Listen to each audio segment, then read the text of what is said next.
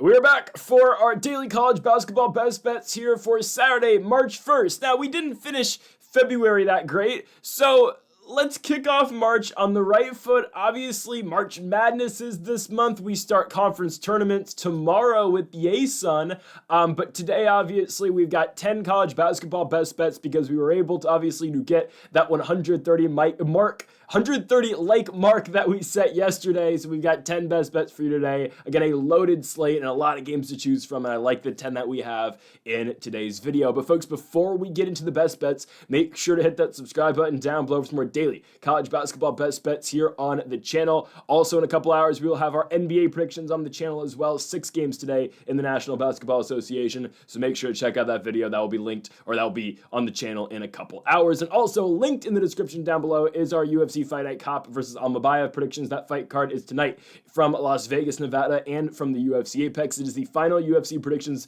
video on this channel because we are going to Greedo Plays MMA starting tomorrow. Yes, tomorrow we are going to Greedo Plays MMA for our first video over there. Make sure to join us tomorrow at 5 p.m. Pacific, 8 p.m. Eastern for our UFC 313 predictions with Alex Pereira and Magomed Ankalaev in the main event. So make sure to join us on Greedo Plays MMA tomorrow. All right, let's get into the first of our 10 best bets for today, and we will kick things off here in the SEC. It's a game I like personally between Arkansas and South Carolina. The first game today for us, obviously, at 10 a.m. on the SEC Network. South Carolina is favored to win this game. The Gamecocks aren't usually favored to win a lot of basketball games. They are coming off of a loss to Missouri in their last outing, but the game prior to that was their first win in SEC play all year, and it was a dominant victory over the Texas Longhorns.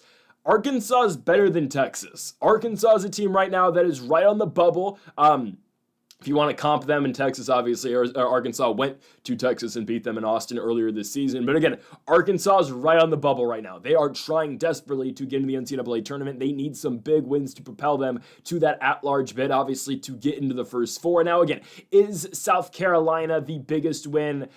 I don't know. But again, Arkansas actually, according to the latest bracketology, they are in the last 4 byes. So they've found their way past, because last time I checked, they were right on the bubble from being last 4 in to first 4 out. Now they have them as the last 4 byes. So right now they wouldn't have to play in the first 4, play in group because of their last 2 victories at home against Missouri and a home win against Texas. Now still, they need to go to South Carolina and take care of business. This is not a game you want to lose. Arkansas, 3 more games in the regular season. South Carolina tonight, to Vandy on Tuesday, and then Mississippi State at home next Saturday. So again, it's a game you need to get. Obviously, the SEC tournament's coming up, but you got to get all these wins that you can in conference play. Again, Arkansas does not want to fall back out of the last 4 byes. And again, bracketology, who knows what's actually going to happen. This is just, again, according to ESPN right now. This is what they think. Texas, right now, according to ESPN, is the last team in the tournament because, again, of Arkansas's victory over Texas. And also because, again, South Carolina and Colin Murray-Boyles were able to beat Texas a couple games ago. Now, again, the Gamecocks are coming off a loss in their last one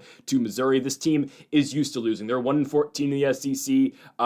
They played all right non-conference-wise. They were a little disappointing with the loss to North Florida and IU and Xavier, but they're able to beat Clemson and Boston College and VTech in non-conference play since they've been absolutely atrocious. Again, 1-14 in conference play. They started conference play 0-13. The only notable player on this team, and I don't want to be harsh, but I mean, really, the only notable guy on this squad is Colin Murray-Boyles. CMB, I like Colin Murray-Boyles a lot. He's going to be a good basketball player for many years, right? Sophomore for this team, he averages 16 a night. Recently, again, 22 in the victory over Texas, 27 in the loss to Mizzou. Again, Colin Murray-Boyles is a great basketball player. There's not much help around Colin Murray-Boyles. Jamari Thomas averages 13.5 points a game. Nick Pringle averages 9. Other than that, again, there is no help for Colin Murray-Boyles. The all-around better-built team is the Arkansas Razorbacks. Now, Boogie Flan's out for the season. We've been knowing that, obviously, that happened last month or 2 months ago now. But this team, again, is all around just better than South Carolina. Fierro averages 15.5. John L. Davis averages 11. DJ Wagner averages 11. Ivisic averages 10 as well. They are just the all-around better team. I don't think Calipari's going to leave this. I don't think a John Calipari team is not going to get into the NCAA tournament, especially in his first year with Arkansas. I think they're going to find a way in. And a game like this in March now, games really matter. Again, everything now is going to get held, against you in your resume, or again, it's going to get held against you if you lose, or it's going to go right into your resume if you win for an at-large bid. Again, Arkansas is coming off back-to-back wins. Ivisic with 20 in the victory over Mizzou, 18 in the overtime win at home against Texas on Wednesday. Again, Arkansas needs to start finding victories so they can feel pretty confident about, again, being safe in the NCAA tournament.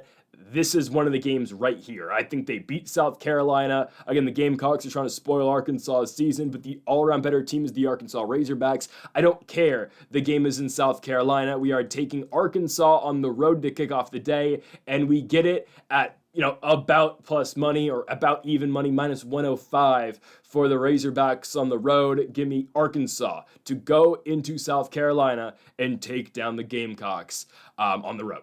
We go on to our second best bet of the video, and we move to the MAC. Now, the MAC's odd. I believe this is the only MAC game we have today. It is.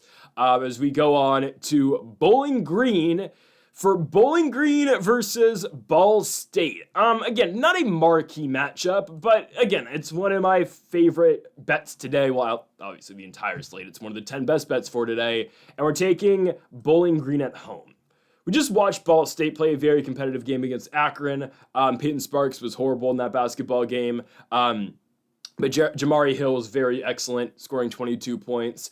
Ball State now going on the road. Oh, by the way, they lost that game, if you couldn't tell. We covered against Akron with Ball State, but they didn't end up winning that basketball game. Now they're coming off 2 out of 3 games that they've lost, with the only victory being at home to the Buffalo Bulls. They got to go to Bowling Green, Ohio to take on the Bowling Green Falcons. Recently, Bowling Green's been the much better basketball team. Sure, you can look at conference record and say, all right, Ball State technically is the better record in the MAC this season, right? The Cardinals are 7-8, Bowling Green is 6-9. I really don't care. Bowling Green's been playing much better basketball recently. Again, college basketball is all about what you've done recently, right? This is a team that since February, we're going to forget their first game in February, but a win over Northern Illinois, a win in the MAC Sun Belt Challenge over Coastal Carolina, a loss to Ohio, that's a good team, a win over Buffalo on the road, all right, a loss at home against Kent State, but then back-to-back road victories against Toledo and against Eastern Michigan. Again, we were on the wrong side of that equation in that East Michigan and Bowling Green game, and sure, again, the Eagles just missed a lot of shots in that game. Again, they started, 0 for 16 from beyond the arc. But regardless of that, Bowling Green was playing some pretty solid defense in that game, and they were able to effectively score. And Javonte Campbell has completely taken over for Bowling Green. The last 5 outings for Bowling Green, he has led them in scoring, and he's been averaging well over 20 points. Again, season long, Javonte Campbell's been averaging 15, but he's been excellent for this team recently. Marcus Johnson's been playing good ball a year long as well, 16 a game. Derek Butler averaging 13 points a game as well. Bowling Green does just feel like the better team compared to Ball State. Again, Ball State, I went over a little bit earlier. Peyton Sparks went 1 for 9 shooting. I mean, he's a center, obviously, but from the field, he went 1 for 9 in their game against Akron. Now, his layup was what actually helped us cover against Akron during the week. But Peyton Sparks, again, the former Indiana Hoosier, goes back to Ball State. He's been decent this season, had a horrible game against Akron. But again, Jamari Hill is the guy for the Ball State Cardinals, 20 plus in that outing against Akron. He's averaging 16 points a game. Mickey Pearson averages 12.5. And again, Peyton Sparks, season long, has averaged 13. Again, just played a horrible outing against the Akron Zips.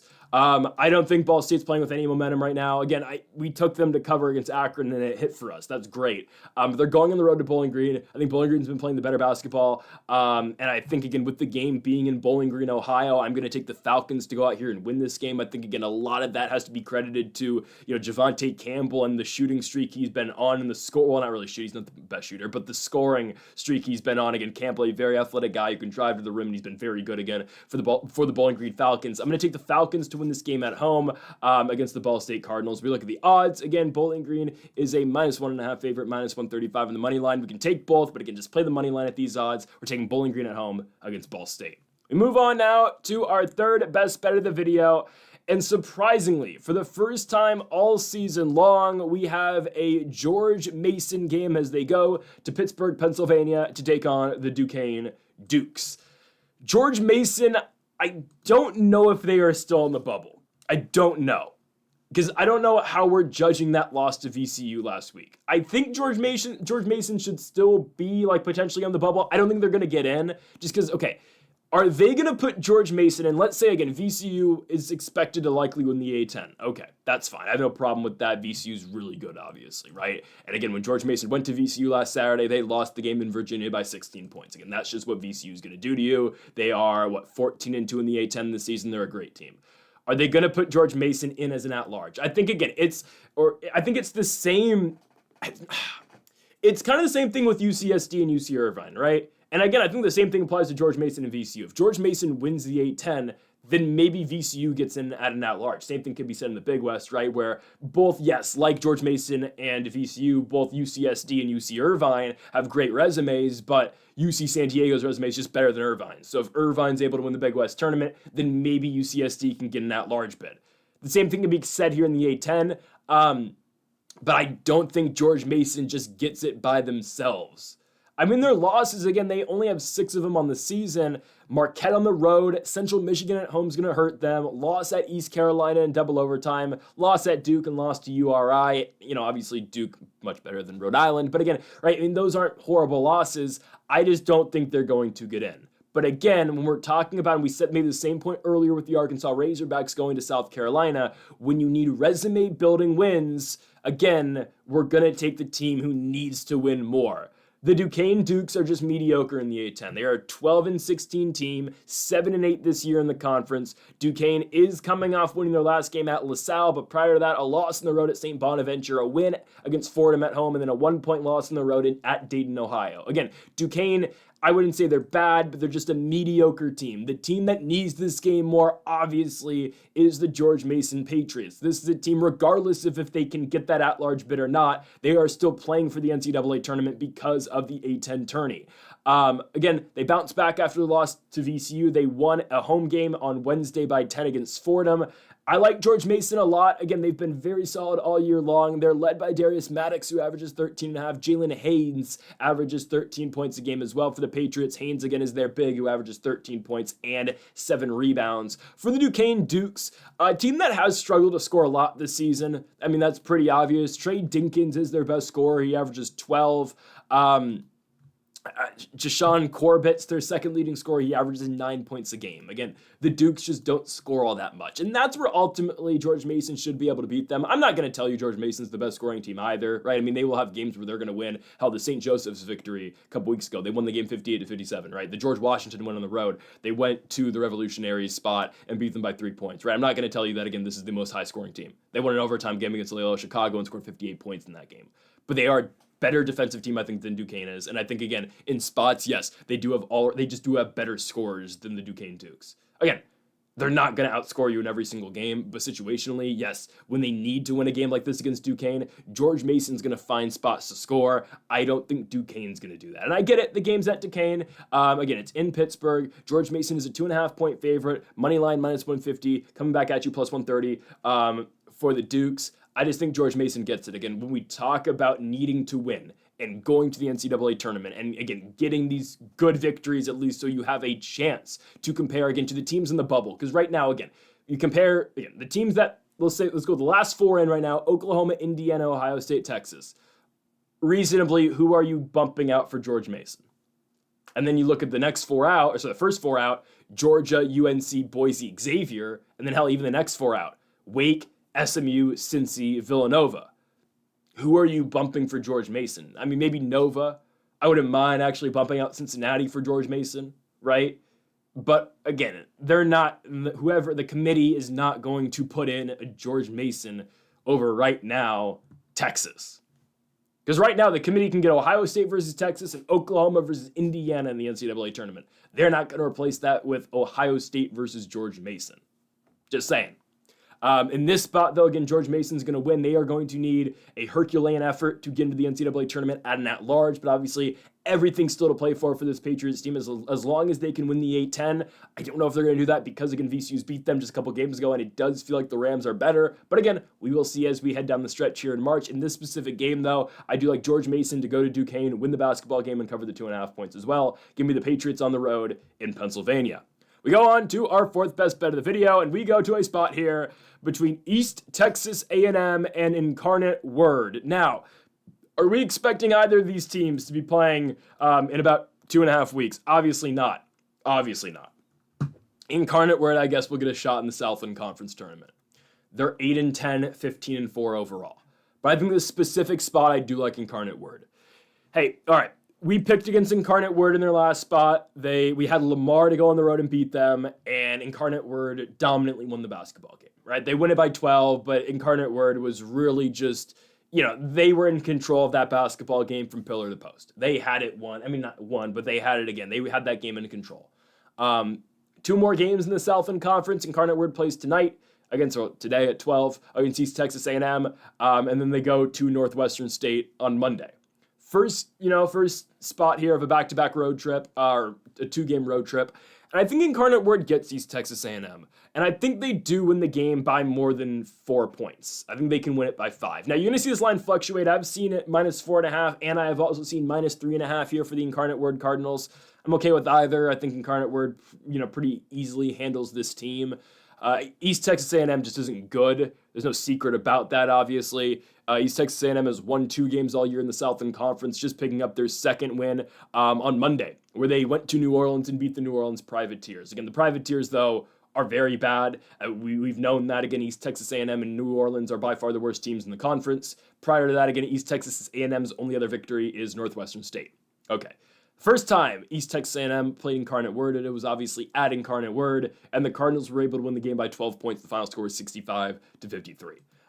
Nothing much has changed since, other than the fact that Incarnate Word's much better. It's really the only thing that's changed. Incarnate Word, again, 8-10 in conference, but they have now won 4 out their last 5 spots. Ever since we picked against them on February 8th, where they lost to Southeastern Louisiana at home. They played New Orleans, beat them, obviously. Went to Texas A&M Corpus Christi, lost, but then 3 straight wins against UT Rio Grande Valley, Stephen F. Austin, and against Lamar. Now, the Cardinals, they have a plethora of guys who can hurt you. This is a very high-scoring team when they want to score. Davian Bradley is going to lead that with 16.5 points a game. Jalen Anderson averages 14.5. Dylan Heyman with 14, and Jordan Pike averages 10.5 points a game as well. What does East Texas A&M do all that well? They've got 2 guys who I guess can kind of hurt you scoring-wise. I guess recently it's been TJ Thomas, a guy who on the season averages 5 points a game, but he's seen really not that much of an expanded role. I mean, he's playing more minutes, but last 4 games for TJ Thomas, again a guy who averages 5 points a game on the year. He's their point guard now.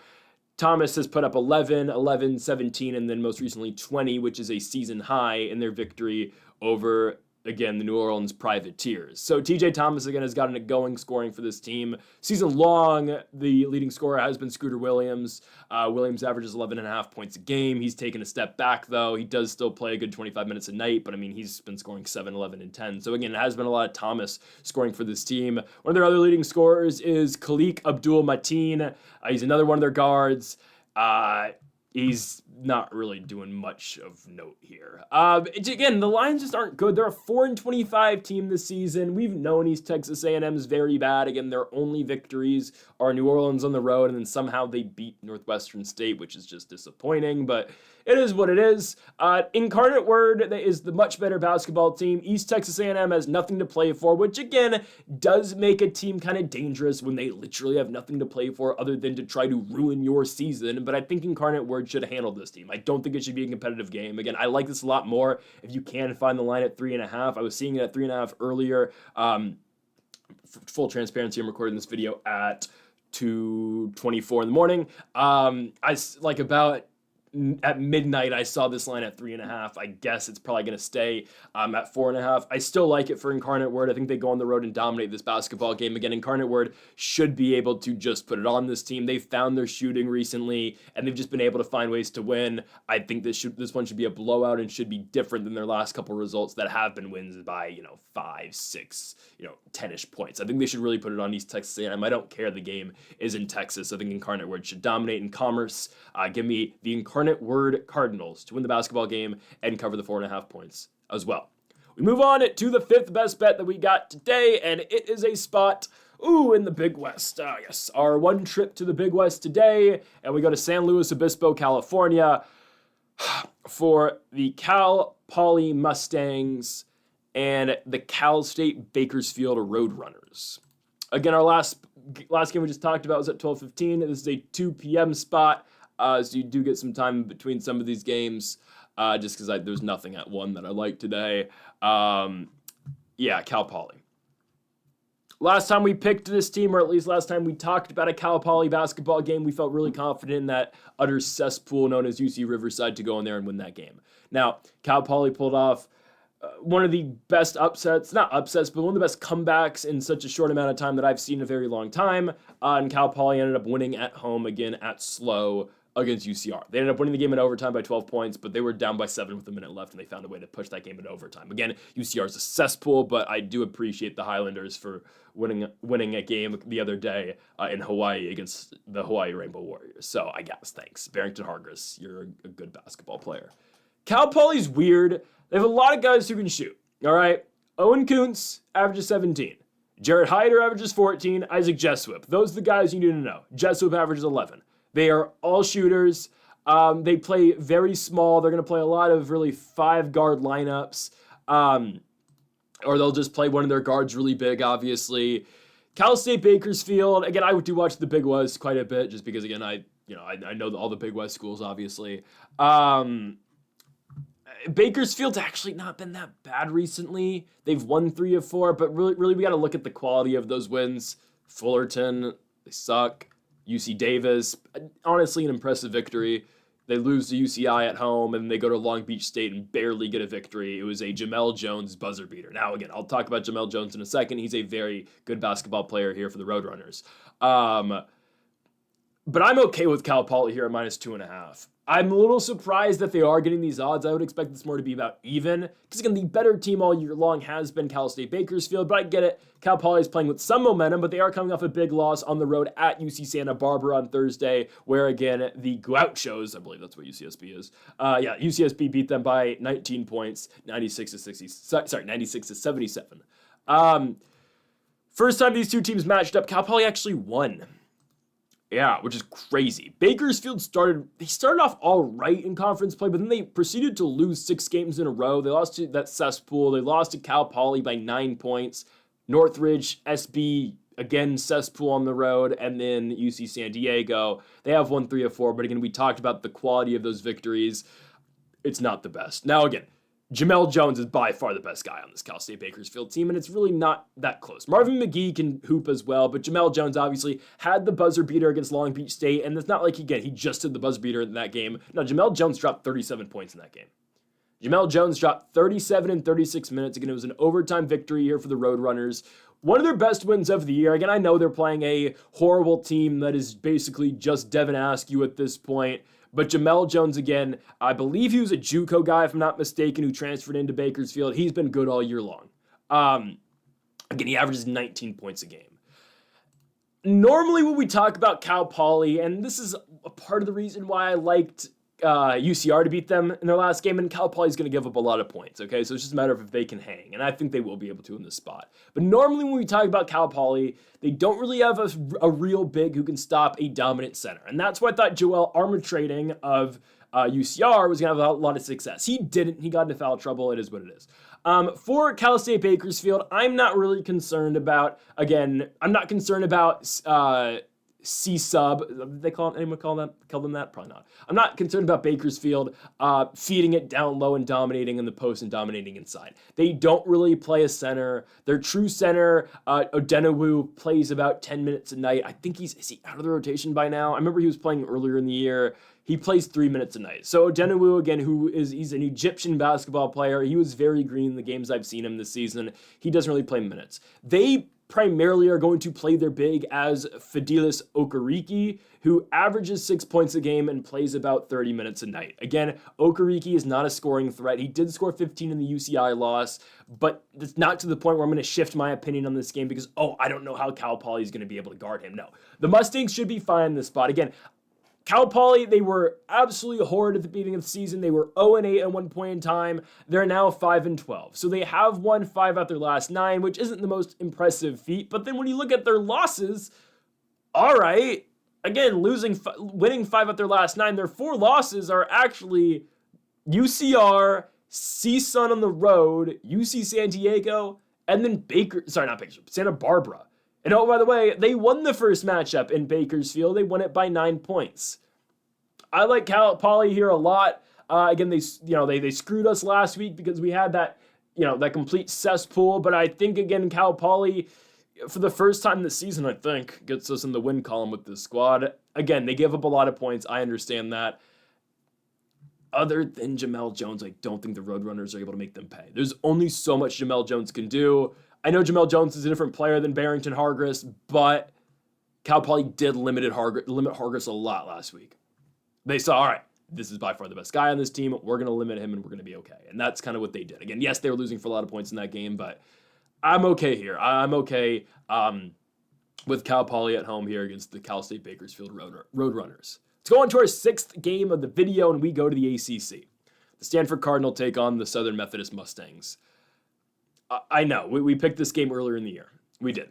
Same exact spot, just in Texas. And we actually had Stanford to win that initial matchup. It was a bad pick on my end. It was bad. I'm not going to lie. It was a bad read. So you know what? We're doing it again. We had SMU to beat Cal and cover in their last game. They did exactly that. They covered the 3.5 points. They ended up winning it by 4. They were dominating Cal. It was over in the first half, and they let Cal just scratch and claw their way back in. Thankfully, Southern Methodist covered by 4, thanks to 2 clutch free throws at the end of the game by Matt Cross. I appreciate it, and I'm glad Cal didn't sink that garbage time 3-pointer at the very end from half court. They now have to go across the bay to take on the Stanford Cardinal over in Palo Alto, California. I'm actually going to take Stanford here. I think SMU is extremely beatable in this spot. And again, I don't mind SMU, and this is going to go against my theory of, teams in the bubble, pick them, obviously, and sure, SMU is definitely going to try to win this game. But the difference between this game and the George Mason spot at Duquesne and hell, even definitely the Arkansas spot on the road at South Carolina is, again, South Carolina and Duquesne aren't really great teams. Again, for their conference, I would say, again, Duquesne's a better team for their conference. I'm not saying Duquesne's better than South Carolina, but for their conference, Duquesne is better than South Carolina. Stanford's much better than both of those teams in their conference and just in general as well. I know, again, the SEC is good, but I'm taking Stanford to beat South Carolina. South Carolina was not impressive non-conference-wise. I think Stanford's an all-around better basketball team. Definitely they're better than South Carolina. I get it, the ACC's weak. Stanford would get South Carolina. Anyways, I think Stanford, again, with this game being at the farm, I think it is different than when, again, they had to go to SMU. They got blown out the first time around, right? February 1st, exactly a month ago, 28 days ago, we lost by 24 points. All right. Stanford's a different team at home. And it's not because they have a crazy home court advantage. Obviously not. Nobody goes to their games. It's just because, again, the games are in California. And these teams from the ACC and SMU from Texas has to go all the way down, obviously, all the way over to the West Coast to take on Stanford. It's just different. The travel and all that. Again, there's no home court advantage. But also Stanford does have one player in particular who is going to, I think, be in the NBA next season.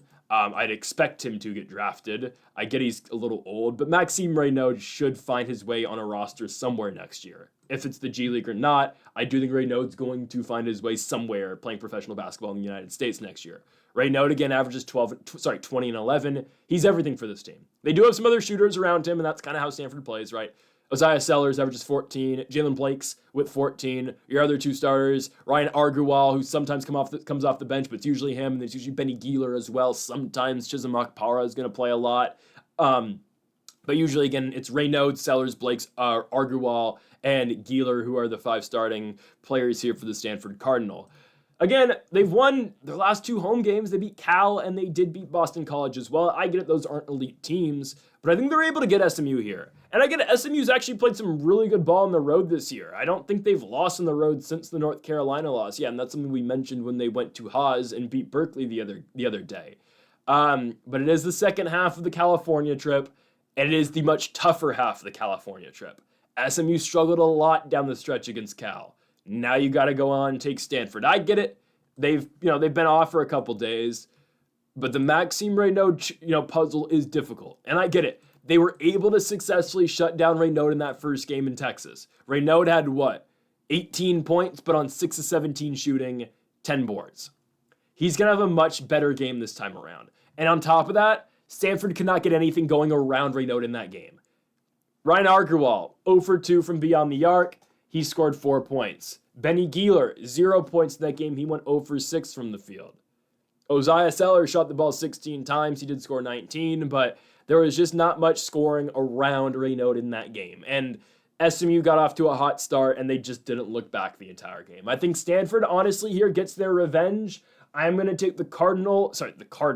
Make sure I didn't say the Cardinals. I'm going to take the Stanford Cardinal to win this game at home at the Farm, plus money.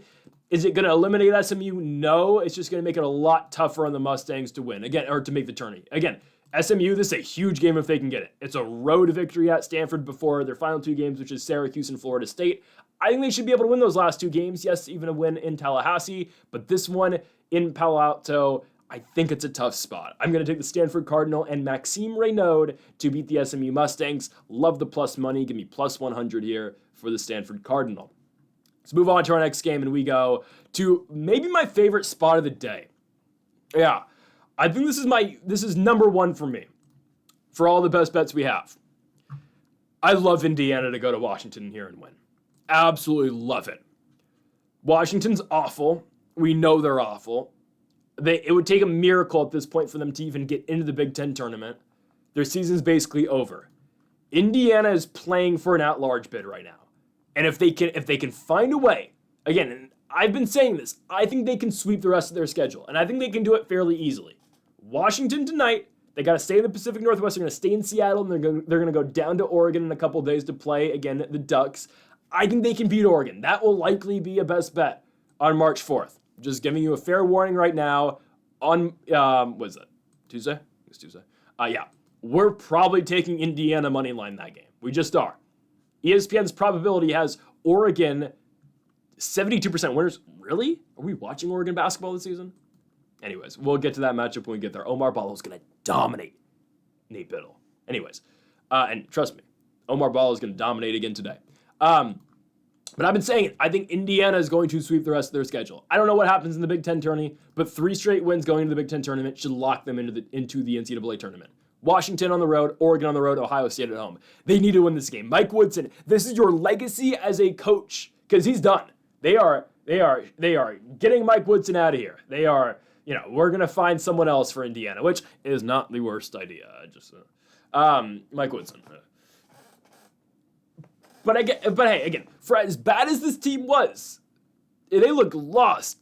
The win against Michigan State was huge, but the win that made me confident in this team getting back into the swing of things was beating Purdue.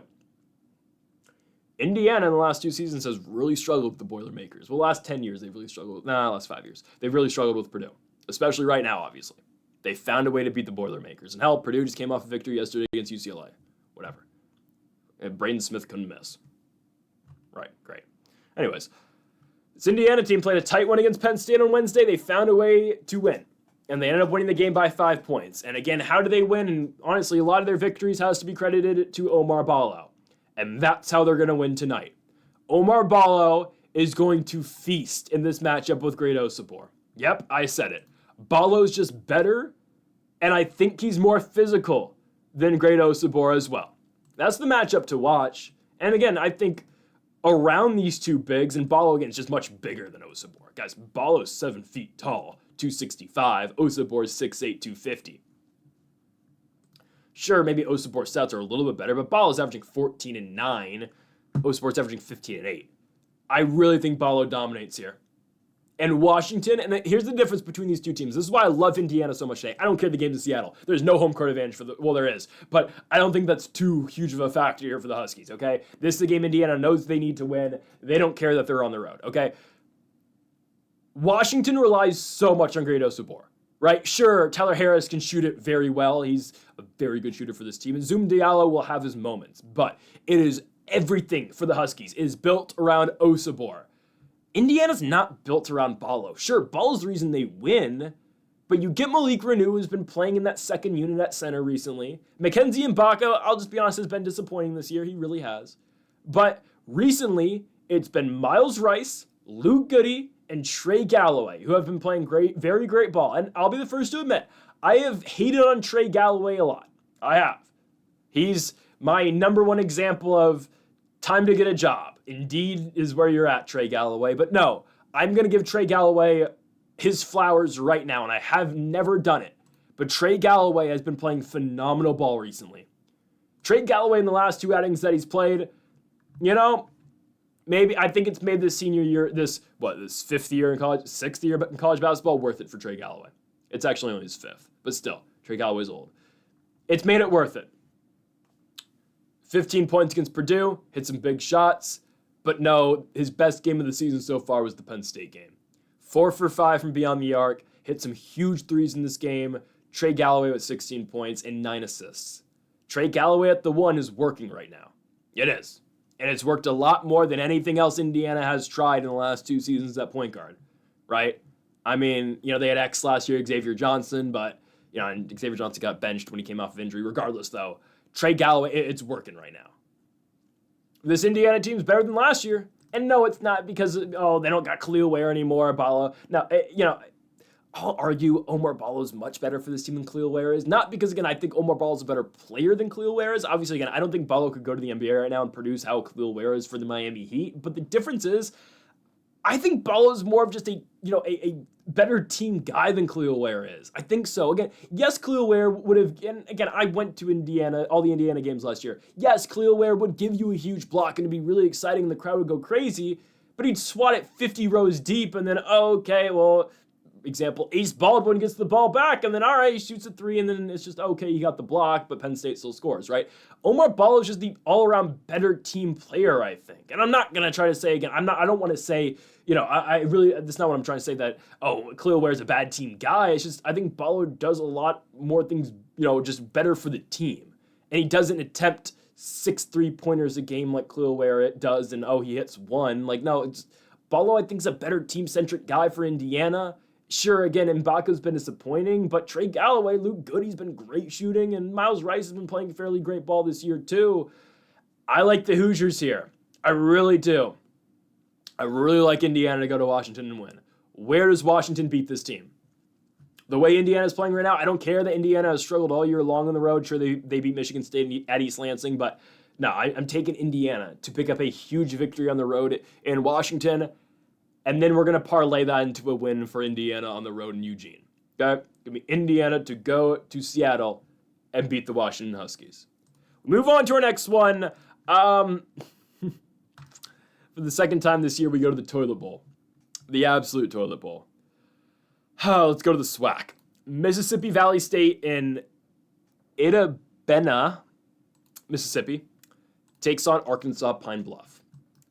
I think the value here, I kid you not, I think the value here is too good to pass up on. Plus 9.5 for Mississippi Valley State, I think is actually great. I'm not going to lie. I really like this.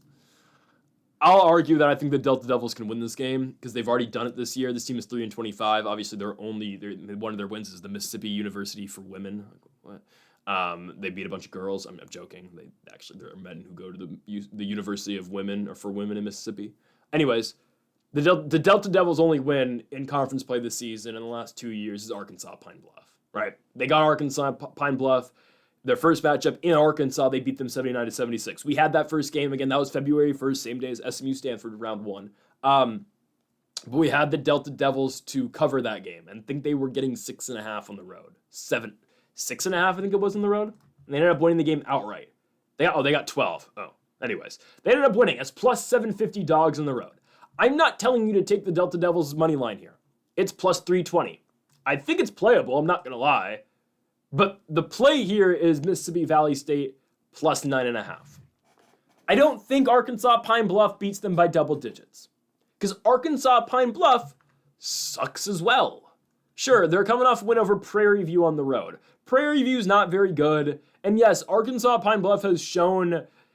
They've shown, they have a better Ken Palm rating, and obviously they've shown, more bright spots this year than the Delta Devils. Sure.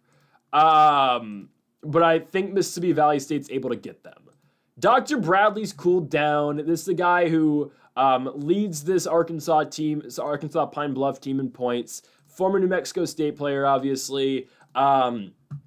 When he started playing in SWAC conference play in early January, he's putting up 30 points a night. He's cooled down. He's only really averaging about 15 in his last 5. Good player, but Dr. Bradley's not going to completely take over this game. He had 29 in the first game against the Delta Devils, and obviously that was still an Arkansas Pine Bluff loss. So where are the Golden Lions finding their scoring? Kyle Brown, he averages 6 a game. The junior out of Fort Lauderdale, it doesn't even have a picture on ESPN, and trust me, everyone has a picture on ESPN. I guess Dylan Harper doesn't. Anyways, he scored 13 in the Texas Southern loss, 23 in the win over Prairie View. Kyle Brown, again, has been the best guy recently for Pine Bluff, but overall, yes, Dr. Bradley is still the all-around better player. He's still averaging about 10 rebounds a game. He's going to do everything for this team other than, again, some of the scoring that I guess, again, Brown is going to contribute. I'm not going to try to sell you on anybody on this Mississippi Valley State roster. I'd be lying to you if I said they had a lot of talent on this team. I will sell you on 2 players, kind of. Alvin Stredich, who averages 10 points a night. He's a 5th-year player. He used to play at Arkansas Pine Bluff. He's a senior from Bay City, Texas. He does lead them in scoring with 10 points a night. Scored 12 in the last game against Arkansas Pine Bluff. And I think their best player is Donovan Sanders. I got a chance to watch Mississippi Valley State. I got the great honor to watch this team last year in person in Santa Clara, California. Donovan Sanders was the only, kind of guy on this team who's kind of keeping them, going. They scored 30 points when I watched them play Santa Clara last year. I kid you not. They were in the 30s. Anyways, Donovan Sanders does facilitate the offense. He does average just, 3 assists a game, but that's because some of the times when Donovan Sanders passes the ball, those guys just don't make shots. Just be honest with you. But Sanders does average 9 points a game. He dropped 14 in their loss to Prairie View on Monday. Donovan Sanders played every minute. Donovan Sanders played every minute in that initial matchup in Arkansas again against Pine Bluff. He's 5'11", he's undersized, but it's okay. This is going to be a low-scoring crapshoot. Neither of these teams have been scoring all that effectively recently. Yes, Mississippi Valley State had a game a couple of games ago where they scored 38 points against Texas Southern, which is actually a team that Arkansas Pine Bluff just played, and the Golden Lions lost 81-56. Yes, they did beat Texas Southern the first time around, did the Golden Lions, but I'm just going to forget about that. I just think 9.5 is too many points. I think it's too many points for either team. I said that in the initial matchup, too, when the Delta Devils were getting 12.5 points. I said, all right, I think either team can win a game by that many points. So again, this is as much of can Arkansas Pine Bluff actually win a basketball game by double digits as it is can the Delta Devils keep it that close. I get it. Pine Bluff actually did beat Prairie View by 11 points. I'd argue Prairie View right now is playing as badly as the Delta Devils are. They only beat Mississippi Valley State by 8 points, and the Delta Devils had to go to Prairie View. Tanaj Petaway's good, but the rest of the team absolutely sucks. So I'm okay with this. Plus 9.5, call it a goofy pick because it 100% is. I think the Delta Devils, again, I don't think Pine Bluff can beat them by 9.5 points on the road. I don't think they can, right? I think the Delta Devils keep it close. The money line I think is playable, but I'd personally stay away. If I had to pick a winner, I'm going to probably side with the minus 425 favorites with the Arkansas Pine Bluff Golden Lions. But again, the official pick here and the best bet here is the Mississippi Valley State Delta Devils to cover the 9.5 points at home. Give me MVSU here at home in Mississippi. We go on to our next one as we move to the biggest game of the day that we are picking. Maybe the biggest game overall. No, Texas A&M's playing Florida. That's a fun one. I think Florida probably dominates, but who knows? Arizona goes on the road to take on Iowa State. I feel like we pick a lot of Arizona basketball games. I think we've done almost every one of the recent games. That's fine. We're going to go to Iowa here, and we're going to take Arizona to cover. Money line, I don't know. I said Iowa State minus 270. I don't mind Arizona at all to go in here and win. But again, like the Mississippi Valley State game, obviously this is to a very different level. But I think Arizona's playable with the money line. I would much rather play this, Arizona money line than I would Mississippi Valley State money line, if you couldn't tell. But I think Arizona plus 6.5 is great. I like the plus 6.5 here for the Wildcats. They should be able to cover this line. Iowa State's not playing well. I get they were on the road for back-to-back games, and sure, again, did we expect them to lose to Houston? Obviously. They've been banged up, too. They are still injured. But they went to Oklahoma State and lost. It's not great. The Sooners aren't... No, sorry. Oh, my God. If you're from Oklahoma State, I apologize. I just called you the Sooners.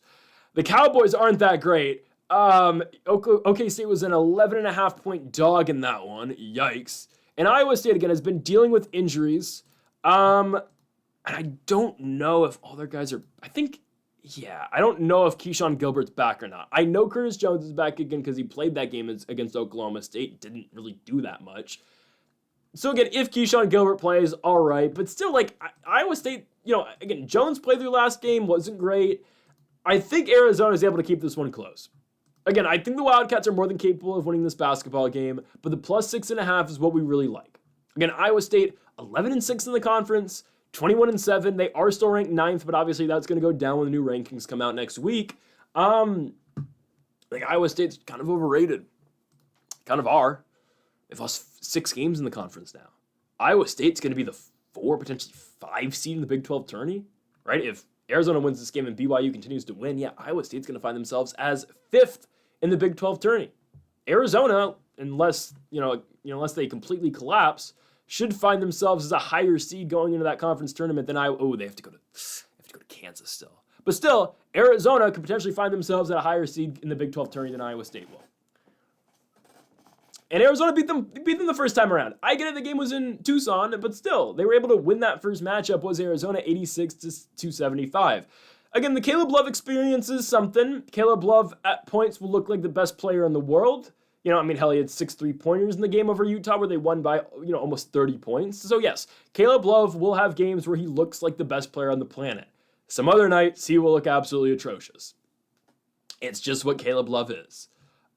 I'm thinking this is going to be a good Caleb Love night. And Caleb Love, all fairness to him, he's been very good recently, right? 27 in the loss to BYU where Arizona got completely robbed. It was absolutely ridiculous. How the hell are you going to call a foul on that spot? I get it. There's no continuation rule for Caleb Love's and one on the other side of the court. But man, I don't know how you can give BYU that victory. That was ridiculous. Again, Arizona bounces back. They host the Utah Utes on Wednesday, and they dominate that basketball game. It was not a competition against Gabe Madsen and the Utes. I think Arizona's okay in this spot. Love has been good recently.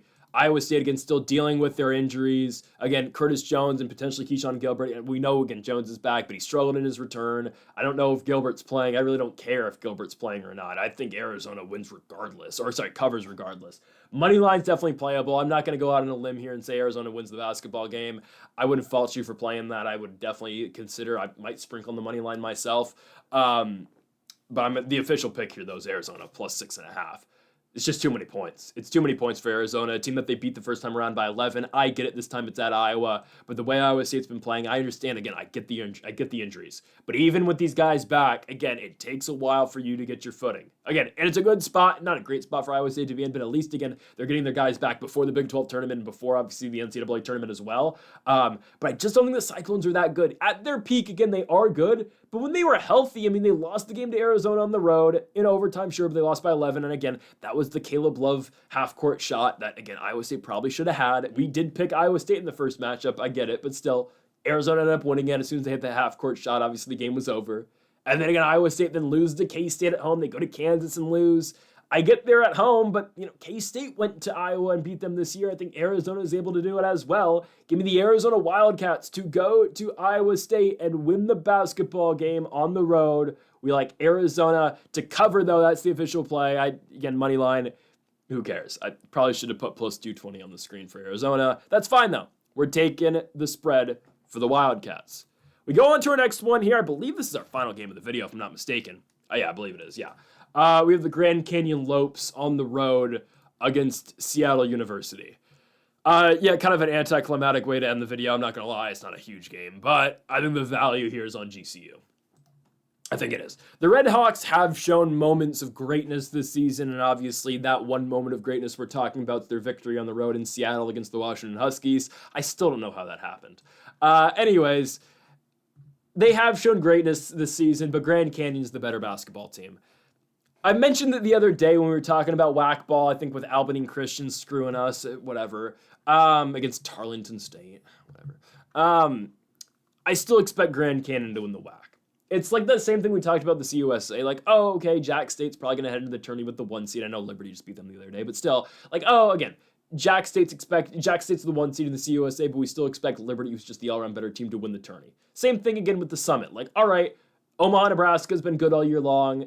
I'm blanking. Oh my goodness. Omaha, Nebraska has been good all year long, and St. Thomas, Minnesota, that's the team I was missing, has been good all year long too. But when the tournament hits, I expect South Dakota State, North Dakota State, and South Dakota to find their way to the finals. I still expect personally the Jacks and Oscar Clough to win the Summit, right? And again, we'll get to all that when conference play starts. Our conference tourneys starting tomorrow. We're gonna have our own segment of the video about just conference tournaments at the end of the video. So again, watch out for that tomorrow. Anyways, I still expect GCU to win the WAC. They split with Utah Valley in the regular season. The first game at Utah Valley, they lost by 8 points, but then the Lopes got their get back in their second game, beating Utah Valley by 18 points. This is a GCU team that's been in the tourney before, obviously. They had a very great showing last year in the NCAA tournament with their huge victory over St. Mary's, and again, that's why people think are opposed to picking the Gales this season. Trust me, St. Mary's is different this time around. They're not going to get upset in the first round. St. Mary's is making a deep run this year, trust me. Anyways, and obviously, again, the Lopes brought back Tyon Grant-Foster, who is still their leading scorer on the season. He definitely should have gone to the NBA last year, I'm not going to lie. I like Tyon Grant-Foster a lot. He's a good player, but man, he should have gone to the league. Oh, he was averaging 20 points a game last season. He had the 28 points in the St. Mary's victory. I think he scored about 30 in the Alabama loss in the tournament. He's come back. He's averaging 14. He's been dealing with injuries. There's games he doesn't even start now. It's just oh, God. He's been playing better recently, I'm not going to lie. He's really, got it going recently. He's averaging about, 17 in his last 5. But, man, he should have just gone to the league. He should have gone to the league. He would have been, again, a late first. Well, no, Baylor Shireman was a first-round pick. I think Tyon Grant-Foster probably could have gone late first. Probably. Now he's probably looking at a second-round pick, G League type guy. Duke Brennan's their big. He averages 10 and 9. Jacoby Coles averages 14. Ray Harrison scores 11 and 9 as well. Again, the Lopes have so many guys. They do. They are a very good basketball team. 2 losses all year in the conference. The weird loss at Cal Baptist, but since then they've won 4 in a row. And what happened the last time they played Seattle University? They dominated that game and won it by 9 points. I think they should be able to they should be fine in this spot here. Tyon Grant-Foster, I believe, is still out, though, if I'm not mistaken. Again, I want to give my little spiel about Grant-Foster. I don't think he's back for this game. He played the first UT Arlington game, got injured, didn't play the next UT Arlington game. I will check if there's an injury report on him. Yeah, he's still out. All right, whatever. Oh, he's 24 now. He should have gone to the league. What is he doing? I think they're fine even without Tyon Grant-Foster. Like I mentioned, again, they find other guys to score. So whether it be Ray Harrison, who, again, scored 19 in both UT Arlington games, or Jacoby Coles, and again, Brennan, who's their big as well, they should be able to beat Seattle University. Beating them by 9 points the first time around. I get it. Grant-Foster had 24 points. But Seattle University is just not that great. They did win their last game against Cal Baptist. Prior to that, 3 straight losses, though, to Albany Christian, Tarleton State, and Utah Valley. I understand they were all on the road. And yes, Seattle University is a much better team at home than they are on the road, but that's because some of these teams in the WAC have to go 4 hours all the way up to Seattle to play them. This is it's actually a 3.5 hour flight for GCU. Anyways, I like Grand Canyon to still go in here and win. The Red Hawks are led by Matthew Alexander Moncrief. He averages 14.5 points a game. John Christophilus averages 11 as well. But I do think the Lopesers the better team. Even without Tyon Grant-Foster, I think they're able to go on the road and win. They're still chasing Utah Valley, obviously, with the conference record because of, the Lopes lost to Cal Baptist a couple games ago. But I do think the Lopes are ultimately able to win this game. And again, I still expect them to go to the tournament. I still expect them to find a way to beat Utah Valley, likely in the WAC championship game. So give me Grand Canyon to continue to build on their momentum going towards the WAC tourney as they will go to Seattle and beat the Seattle University Redhawks. And folks, that'll do it for our 10 best bets here for college basketball here on March 1st. Make sure to hit that subscribe button down below. If you did enjoy the video, make sure to leave a like and comment as well. Again, comment if you do disagree with any of the picks. We'll be back again later today for our NBA predictions and also tomorrow for more daily college basketball best bets. Make sure to subscribe to Greedo Plays MMA. And folks, thank y'all for watching. Make sure to hit that subscribe button down below for more. And Mamba forever.